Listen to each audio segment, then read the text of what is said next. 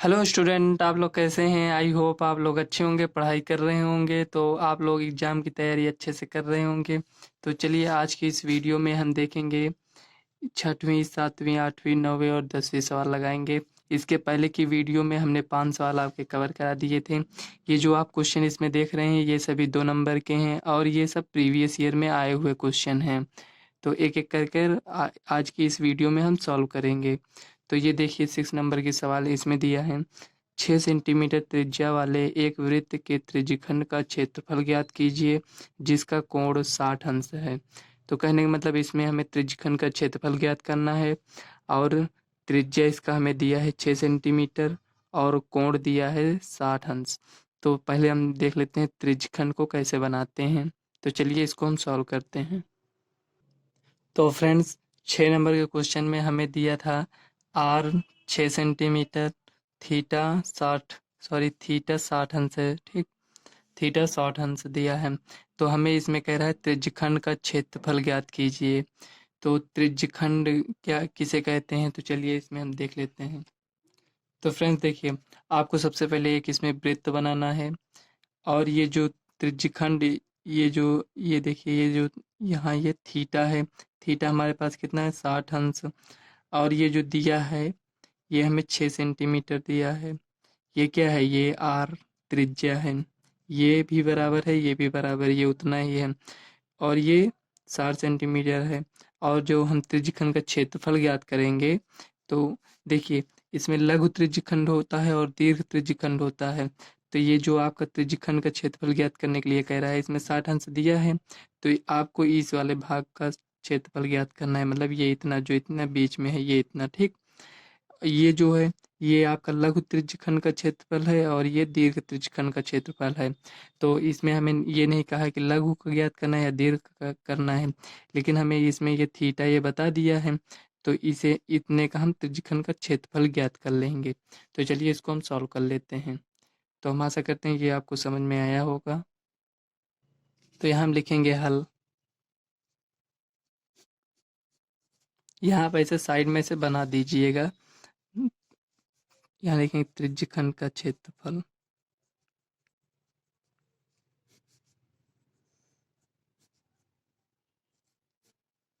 यदि आपको यहाँ नहीं बनाना है, जैसे 2 नंबर का क्वेश्चन है, आप नहीं भी बनाएंगे तो चल जाएगा। त्रिज्यखंड का क्षेत्रफल क्या होता है? Theta upon 360 into pi r square. ये हो गया। यहाँ बनाने से मतलब थोड़ा अच्छा लगने लगता है, इसलिए मतलब कह रहे हैं, ठीक। देखिए, theta upon 360 into pi r square, ये आपका फार्मूला हो गया। थीटा में कितना दिया है? यहाँ देखिए, थीटा 60 अंश दिया है, आर 6 दिया है। तो आर का मान हम यहाँ रखेंगे। चलिए देखिए, थीटा 60 अपान 360 इंटू पाई का मान 22/7 इंटू आर का मान कितना है? 6। अब इसी को आप सॉल्व कर लीजिए। देखिए, एक जीरो से एक जीरो कैंसिल, 6×6 = 36, 6 से ये कैंसिल हो गया, यहाँ हो गया। अब देखिए, 6×2 = 12 का 2, 6×2 = 12, 13, 132/7। यही आपका आंसर हो जाएगा, cm²। इसको आप और सॉल्व करना चाहें तो और सॉल्व कर सकते हैं, नहीं तो यहीं तक रहने दीजिए। अगर इसको आप और सॉल्व करेंगे तो वो पॉइंट में आ जाएगा। तो चलिए यहाँ सॉल्व कर कर बता देते हैं। देखिए, ऐसे सॉल्व करेंगे, मान लीजिए 132, 7 × 1 = 7, ये हो गया, 13 में 7 गया 6 और ये 2, 7 8 56 होता है और 7 9 63। तो 9 बार तो जाएगा नहीं, 8 ही बार जाएगा। तो 7 8 56, 56 यहाँ 6 बचा, पॉइंट 0। अब भी 7 8 56। तो आपका ये 18.8 cm² आएगा। आप चाहे इसको लिख दीजिए या इसको लिख दीजिए, हम तो इसी को अभी लिखे हैं, ठीक। आपको जो इच्छा करे इसको भी लिख सकते हैं, ये भी दोनों सही है, क्योंकि आपको पेपर में ये तो नहीं पता रहेगा ये उत्तर है कि ये उत्तर है, तो आप कुछ भी लिख देंगे वो सही है। लेकिन यहाँ आपका ये जो सॉल्व किए हैं ये लेकिन सही होना चाहिए। जब आप यहीं पर कहीं गलत कर देंगे तो चाहे इसको आप इस रूप में लिखिए चाहे इस रूप में लिखिए, वैसे भी आंसर नहीं आएगा। तो यहाँ आपको अच्छे से ये जो सॉल्व किए हैं इसको इसको आपको ध्यान देना है। तो चलिए नेक्स्ट सवाल देख लेते हैं। तो फ्रेंड्स, ये 7 नंबर की सवाल है, सिद्ध कीजिए कि 1/√2 एक अपरिमेय संख्या है। ये आपका मोस्ट इम्पॉर्टेंट क्वेश्चन है, ये आपके पेपर में, ये लगभग हर सेट में आपको देखने को मिल जाएगा। तो चलिए इसको हम सॉल्व कर लेते हैं, या इसी टाइप के आपको और सवाल मिल जाएंगे। तो इस पर हमने वीडियो पहले से बनाया है, उसे आप जाकर देख लीजिएगा। तो चलिए इसको हम सॉल्व कर लेते हैं। तो देखिए फ्रेंड्स, इस टाइप का क्वेश्चन दिया है, सिद्ध कीजिए कि 1/√2 एक अपरिमेय संख्या है। तो इसमें हमें सिद्ध करना है क्या, अपरिमेय संख्या, तो इसका अपोजिट हम मानते हैं। तो यहाँ चलिए सॉल्व कर लेते हैं। हल माना 1/√2 एक परिमेय संख्या है।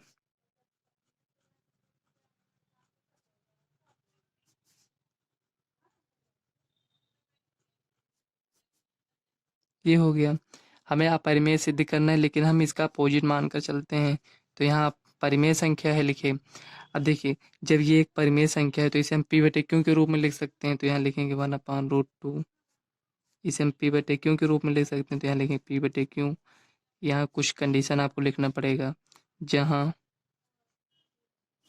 क्यू नॉट इक्वल टू 0, क्योंकि यहाँ अगर क्यू 0 हो जाएगा तो यहाँ कोई वैल्यू आएगी वो तो अनंत हो जाएगा।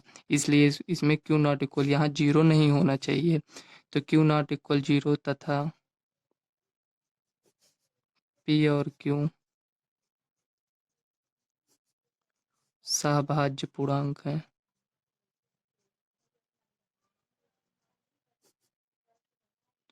पूर्णांक है। और यहाँ आप लिख दीजिए सहभाज्य पूर्णांक, मतलब इसका ये होता है कि ये जो दो संख्या में दिया है, ये पी और क्यू, इसका एचसीएफ एक आएगा, एक आना चाहिए। सहभाज्य मतलब यही होता है, ठीक। ये से इस सवाल में आपको ज़्यादा कुछ नहीं करना रहता है, सिर्फ अपरिमेय संख्या सिद्ध करने के लिए आपको कुछ बातें आपको लिखना पड़ता है बस, ज़्यादा। ये यहाँ तक हो गया।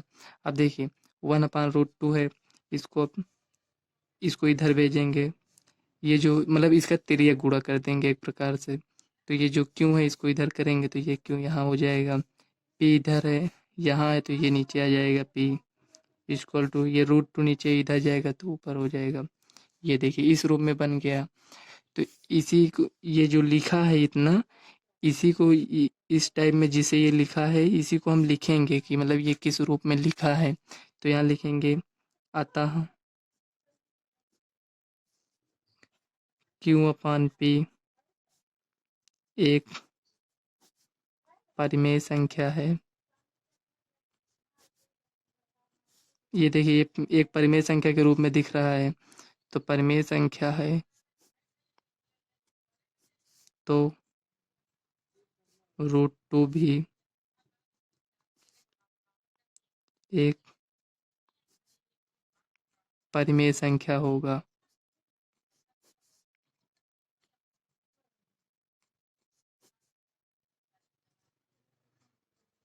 ये देखिए हमने लिख दिया Q/P एक परिमेय। देखिए जब इसमें इक्वल लगा है तो भाई ये जब परिमेय संख्या तो ये भी परिमेय संख्या होगा।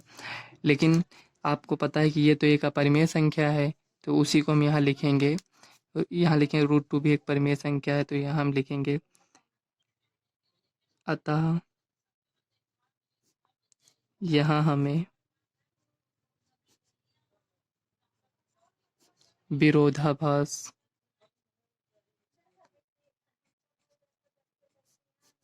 प्रकट होता है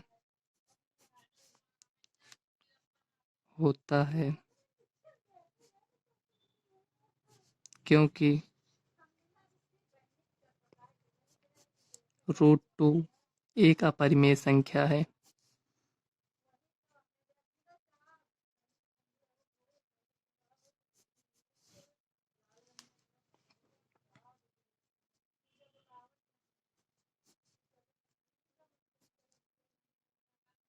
तो यहाँ लिखेंगे तथा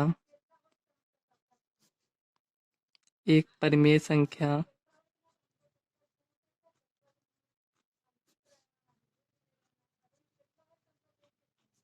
और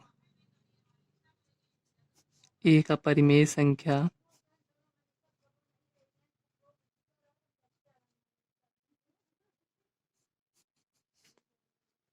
अपरिमेय संख्या कभी बराबर नहीं हो सकते हैं।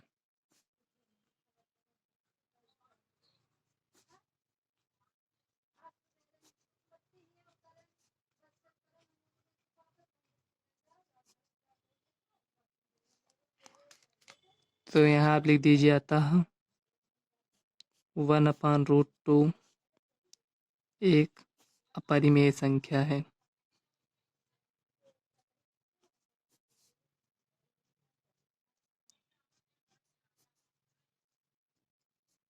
ये हो गया। तो ये जो इतना हम लिखे हैं इसे आप एक बार समझ लीजिएगा, इसमें ज़्यादा कुछ नहीं करना है, बस ये जो लिखा है इसी को आपको समझ समझ कर लिखना है बस। आप थोड़ा बहुत इधर उधर भी लिख देंगे तो उससे कोई प्रॉब्लम नहीं होगी। ज़रूरी नहीं कि जिस तरह हम लिखें इसी तरह आप भी लिखिए, आप थोड़ा और थोड़ा अलग तरीके से लिख सकते हैं। तो ये सवाल आपकी पूरी हो गई है। तो चलिए नेक्स्ट सवाल देख लेते हैं। तो देखिए यहाँ ये सवाल है दिया है, जांच कीजिए कि क्या एक्स प्लस वन का whole square equal to 2 bracket में एक्स माइनस 3 द्विघात समीकरण है। तो हमें इसमें सिर्फ यही चेक कर कर बता देना है कि ये द्विघात समीकरण, ये जो दिया है इतना, ये द्विघात समीकरण है या नहीं। ये आपके 2 नंबर कंप्लीट हो जाएगा। तो चलिए इसको सॉल्व कर लेते हैं। अब देखिए इसी को हमें सॉल्व करना है, तो यहाँ लिखेंगे हल।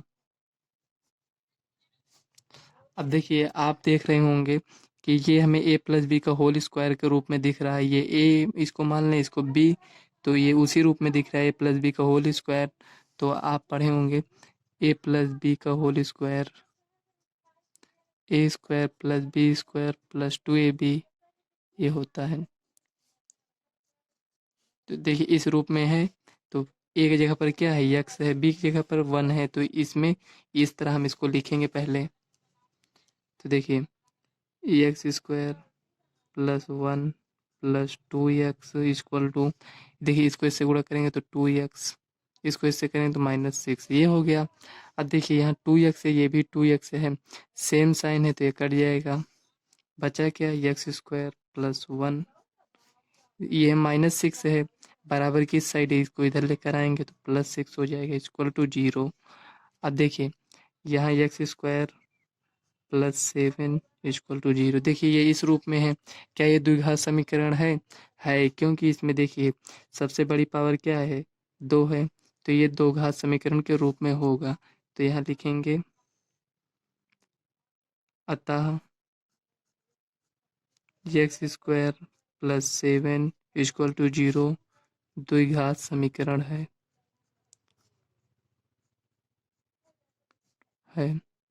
तो सिर्फ हमें यही इसमें बताना था कि जांच कीजिए, क्वेश्चन में कह रहा है जांच कीजिए क्या ये द्विघात समीकरण है, तो इसमें आपको हाँ या ना में जवाब देना था।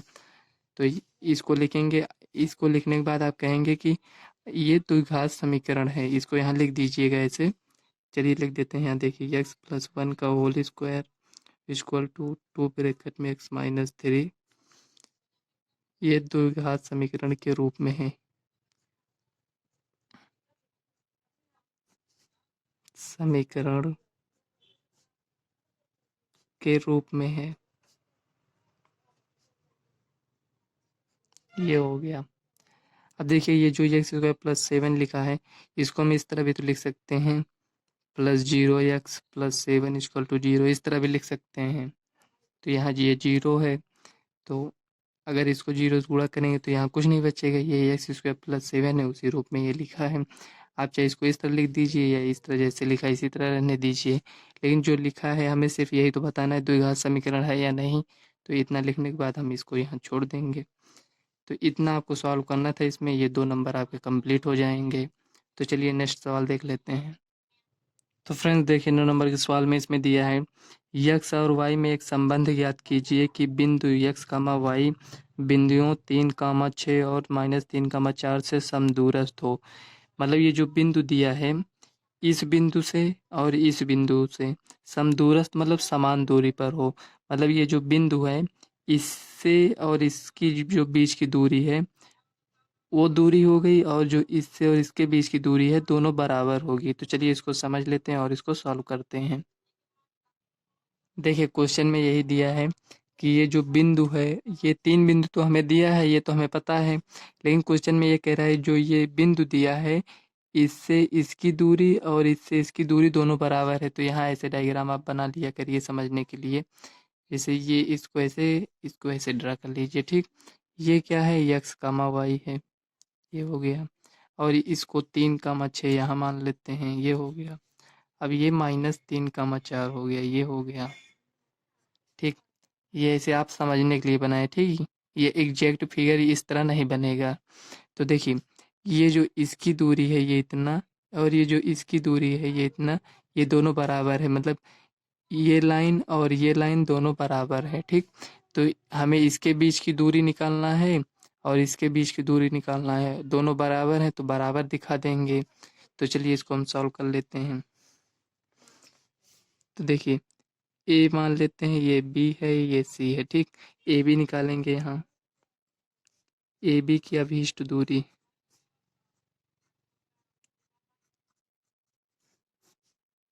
दूरी ए बी की अभीष्ट दूरी।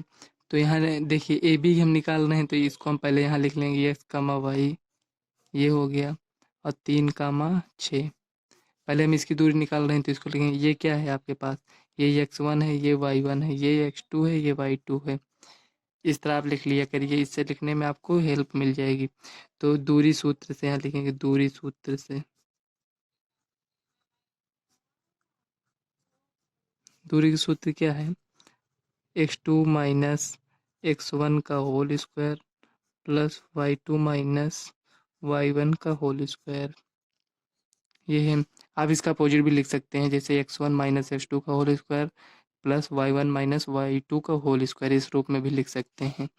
क्योंकि ये स्क्वायर हो जाएगा, अगर माइनस भी आएगा इसमें, इसके अंदर तो स्क्वायर हो जाएगा, वो भी वैसे भी प्लस में बदल जाएगा। तो देखिए, ये x2 हमारे पास क्या है, 3 है, माइनस x1 क्या है, x है का होल स्क्वायर प्लस y2 कितना है, 6 है, माइनस y1 कितना है, y है का होल स्क्वायर, ये हो गया, रूट में है, लिखा रहने दीजिए इसे।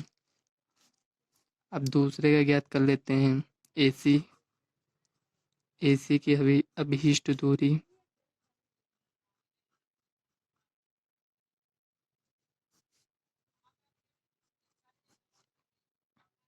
देखिए AC का लिखें इसमें x कामा वाई -3 कामा 4, यहाँ देखिए आप, एक इसको लिखिए, ये एक बिंदु है, एक बिंदु ये है, तो उसी को यहाँ ये लिख लिए हैं। तो ये देखिए, ये x1 है, ये y1 है, ये x2 है, ये y2 है। तो इसमें भी दूरी सूत्र से हम इसको सॉल्व कर लेंगे। तो देखिए, x2 क्या है, -3, x1 कितना है, -x का होल स्क्वायर, ये हो गया। और प्लस y2 कितना है, 4 माइनस y1 ये है, इसका भी होल स्क्वायर। अभी ये जो कह रहा था समदूरस्थ है, समदूरस्थ का मतलब क्या हुआ, ए बी बराबर ए सी होगा। तो यहाँ लिखेंगे प्रश्न से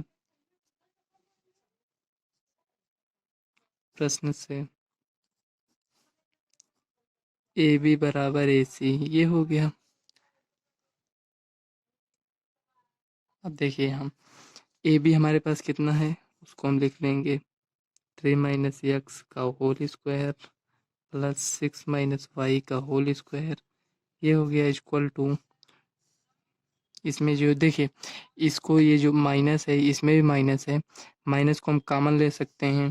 तो जब माइनस कॉमन ले लेंगे तो इसका, इसमें तो स्क्वायर है तो इसका भी स्क्वायर हो जाएगा, तो ये तो प्लस में बन जाएगा।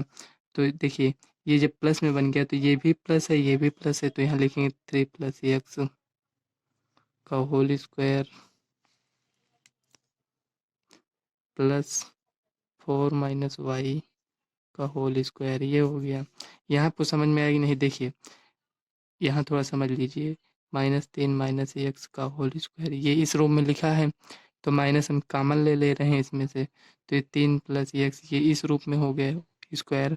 तो ये जो माइनस कॉमन लिए हैं इसका भी तो स्क्वायर होगा, तो जब इसका स्क्वायर होगा ये प्लस में बन जाएगा, हमारे पास बचेगा कितना, ये इतना बचेगा, उसी को यहाँ लिख लिए हैं। तो इसी को सॉल्व कर लेंगे। देखिए, सॉल्व करने से पहले इसमें देखिए रूट है, तो इसमें हम क्या करेंगे, रूट हटाने के लिए दोनों पक्षों का वर्ग करने पर लिख देंगे यहाँ, तो रूट हट जाएगा। तो यहाँ लिखेंगे दोनों पक्षों का वर्ग करने पर का वर्ग करने पर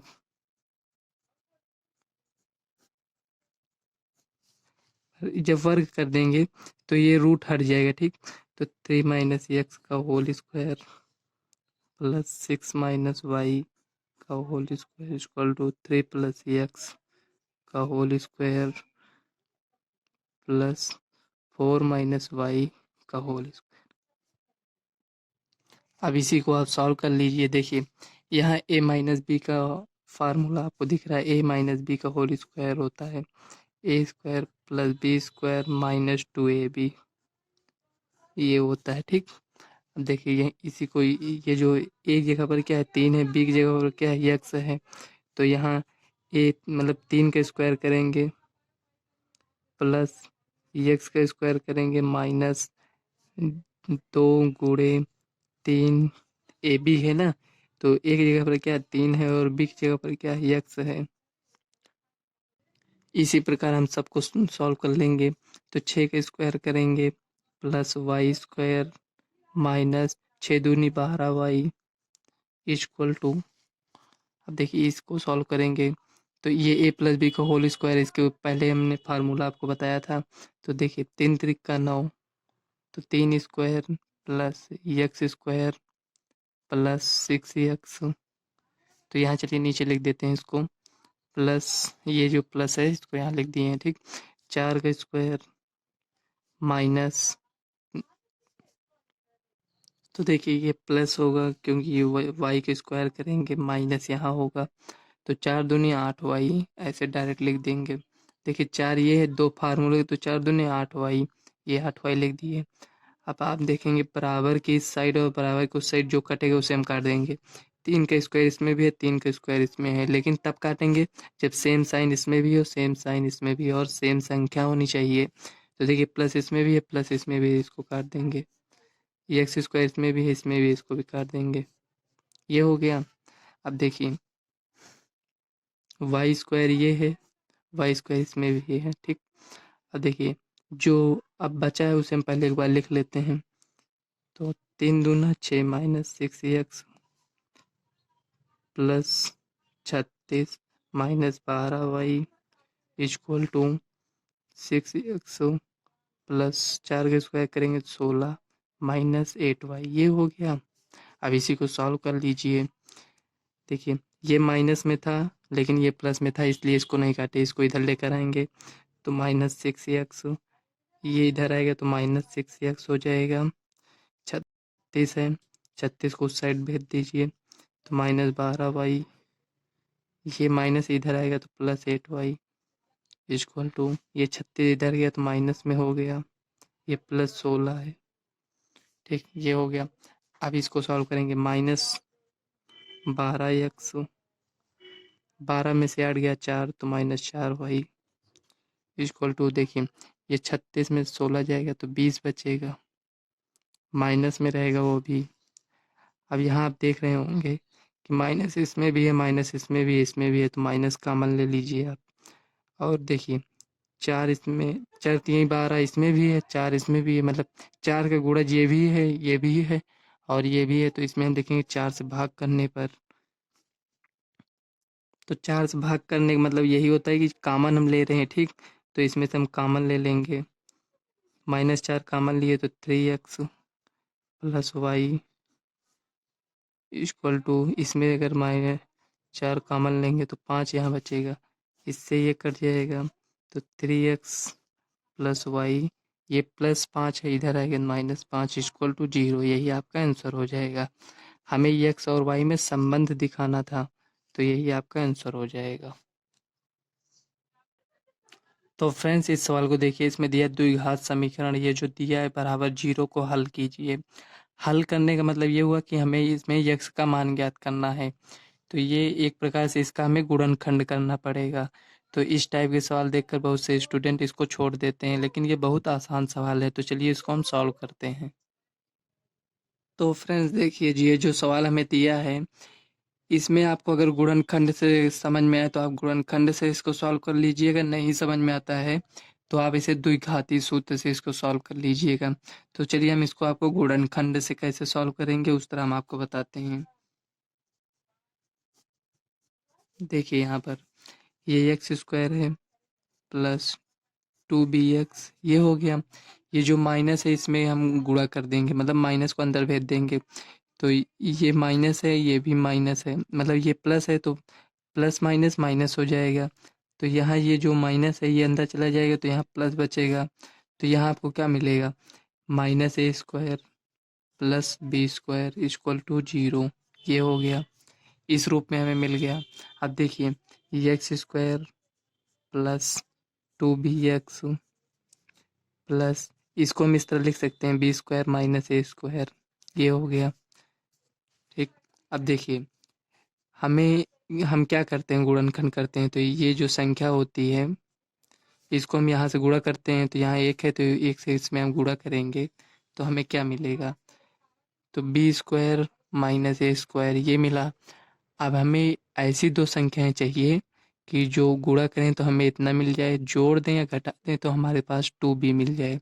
तो ये जो बी स्क्वायर माइनस ए स्क्वायर लिखा है इसको हम इस रूप में लिख सकते हैं B plus X, sorry B plus A. ये हो गया। हम अब आपको समझ में आ गया होगा कि हम इसको यहाँ से ये माइनस जो था माइनस से प्लस में क्यों लाए हैं। अगर आपको अब भी नहीं समझ में आया है तो जब हम आगे थोड़ा और सॉल्व करेंगे तो उसके बाद खुद ही आपको समझ में आने लगेगा कि हमने ऐसा क्यों किया था। देखिए minus B minus A B plus A लिखे हैं। अब देखिए इसको गुणा करेंगे तो हमारे पास कितना आएगा, बी स्क्वायर माइनस ए स्क्वायर आएगा। अब यही दो संख्या को हम जोड़ते हैं, बी माइनस ए प्लस बी प्लस ए। अब जोड़ रहे हैं, देखिए माइनस है प्लस है कर जाएगा, क्या बचेगा 2b बचेगा।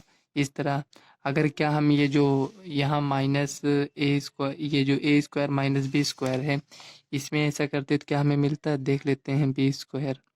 तो इसको हम किस तरह लिख सकते हैं, ए माइनस बी ए प्लस बी, ये इस तरह दिया है। अब इसको इसको गुणा करेंगे तो ये तो हमें मिल जाएगा, लेकिन क्या इसको जोड़ेंगे तो क्या ये हमें ये जो यहाँ दिया है 2b क्या ये हमें मिलेगा, देखते हैं ए माइनस बी प्लस ए प्लस बी। आप देख रहे होंगे ये माइनस में ये प्लस में ये कट गया, बचा क्या 2a बचा। क्या हमें 2a यहाँ पर लाना है, देखिए हमें तो 2b लाना था, इसीलिए हमने यहाँ पर ये जो माइनस था इसको अंदर गुणा करके इसको प्लस बनाया। यहाँ बी स्क्वायर माइनस ए स्क्वायर करके इसको सॉल्व किया। देखिए यहाँ पर हमारे पास 2b था, तो इस रूप में लिखेंगे तो हमारे पास पहली संख्या क्या होगी b माइनस ए, दूसरी संख्या क्या होगी b प्लस ए। तो यहाँ हम लिखेंगे, यहाँ हम लिखेंगे b minus A x plus B plus A x equal to हमारे पास क्या प्राप्त होगा 2bx ये मिलेगा। तो ये जो 2bx लिखा है इसकी जगह पर हम इसको और इसको लिख सकते हैं, तो उसी को हम यहाँ पर लिख देंगे। तो यहाँ लिखेंगे X square plus B minus ए एक्स प्लस बी प्लस ए एक्स प्लस ये जो लिखा है इसको तो इसी तरह लिखेंगे B square minus A square equal to 0। ये हो गया। अब देखिए x square plus B minus ए एक्स प्लस बी प्लस ए एक्स ये हो गया। अब इसको भी उसी तरह लिख दीजिए B minus A B plus A. इसमें हम कुछ चेंजिंग नहीं किए हैं। ये जो बी स्क्वायर ए स्क्वायर लिखा है ये एक प्रकार से आपको ये फार्मूला दिख रहा होगा, तो बी माइनस ए और बी प्लस ए इस रूप में लिख सकते हैं, इसलिए हमने इसको लिख दिया इस रूप में। क्यों लिखे हैं, क्योंकि कॉमन लेंगे तो हमें इसमें से एक को कॉमन लेना पड़ेगा, इसलिए ऐसा किए हैं, ठीक। अब देखिए यक्स इसमें भी है यक्स इसमें भी है तो यक्स कॉमन लेंगे। बी माइनस ए इसमें है नहीं है तो नहीं लेंगे कॉमन, केवल यक्स ही कॉमन लेंगे। प्लस बी माइनस ए ये है, इसको ब्रेकर में कर दीजिए, ये बड़े ब्रेकेट में, ठीक। ये हो गया। अब देखिए ये जो इतना यहाँ पर लिखे हैं इसको यहाँ पर आप लिख दीजिए। सबसे पहले यहाँ क्या लिखें, ये देखिए यक्स है, यहाँ देखिए बी प्लस ए है तो यहाँ पर लिख दीजिए बी प्लस ए, ऐसे प्लस है प्लस लगा दीजिए इक्वल टू 0। इसमें इससे गुणा करेंगे तो देखिए b माइनस ए इसमें पहले से है, तो b प्लस ए देखिए ये यहाँ पर है, तो इसका मतलब ये जो कॉमन लिए हैं ये हमारा सही है। तो एक बार ये जो इतना लिखा है इसको एक ब्रैकेट में लिखेंगे तो x प्लस बी माइनस ए ये हो गया एक ब्रैकेट में, और इधर ये एक ब्रैकेट में हो जाए x plus B plus A ये एक ब्रैकेट में इक्वल टू 0। अब हम 0 से इसको तुलना करेंगे तो x बराबर ये जो प्लस में है इधर जाएगा, मतलब 0 को उस साइड जाएगा तो माइनस में हो जाएगा, तो b माइनस ए ये हो गया, और ये जो प्लस में है उधर जाएगा तो माइनस में हो जाएगा, x बराबर माइनस बी प्लस ए। एक ये आंसर आपका हो गया। अब चाहे तो आप इसको अंदर गुणा कर दीजिए, मतलब ये जो माइनस है इसको अंदर गुणा करेंगे तो ये माइनस माइनस प्लस हो जाएगा, ए माइनस बी। एक आंसर ये हो गया। माइनस को इसमें गुणा करेंगे तो इस ये भी माइनस होगा, ये भी माइनस हो जाएगा, तो इसको ऐसे इसी तरह रहने देते हैं। तो एक आंसर माइनस ए प्लस बी इस रूप में आपको मिलेगा। तो एक्स का मान हमारे पास क्या मिल गया है, ए माइनस बी ये मिला, और माइनस ए प्लस बी ये मिला। यही आपका फाइनल आंसर हो जाएगा। तो फ्रेंड्स इस वीडियो को हम यहीं तक रखते हैं। अगर वीडियो आपको अच्छी लगी तो वीडियो को लाइक व चैनल को सब्सक्राइब कर लेना, ताकि आने वाले वीडियो का नोटिफिकेशन आप तक सबसे पहले पहुँचे। इसी तरह वीडियो हम आप तक पहुँचाते रहेंगे, तो वीडियो को आप ज़्यादा से ज़्यादा शेयर करिएगा। तो चलिए मिलते हैं नेक्स्ट वीडियो में, तब तक के लिए बाय, और आप इसी तरह पढ़ाई करते रहिए।